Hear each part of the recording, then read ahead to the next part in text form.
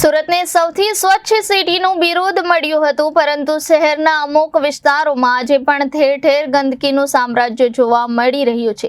સ્વચ્છતા સર્વેક્ષણમાં નંબર 1 રહેલ સુરતમાં અમુક બેદરકાર નાગરિકો આજે પણ ગંદકી ફેલાવી રહ્યા છે। ત્યારે ઉધના લિંબાયત સ્થિત મારુતિનગર ભગતસિંહ ચોક ખાતે હાલ પણ ઠેર ઠેર ગંદકી જોવા મળી રહી છે।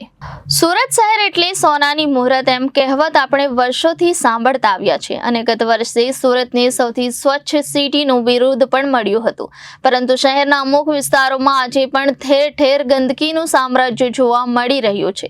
સ્વચ્છતા સર્વેક્ષણમાં નંબર 1 રહેલ સુરતમાં અમુક બેદરકાર નાગરિકો આજે પણ ગંદકી ફેલાવી રહ્યા છે। ત્યારે ઉધના લિંબાયત સ્થિત મારુતિનગર ભગતસિંહ ચોક ખાતે હાલ પણ ગંદકીનું સામ્રાજ્ય જોવા મળી રહ્યું છે। ભગતસિંહ ચોકના સર્કલ ખાતે ફૂટપાથ પર વસનારા લોકો દ્વારા રેલિંગ પર કચરો અને જૂના ફાટેલા કપડાં લટકાવેલા જોવા મળી રહ્યા છે। ત્યારે મનપા દ્વારા કોઈ કાર્યવાહી કરવામાં આવશે કે કેમ તે તો જોવું રહ્યું।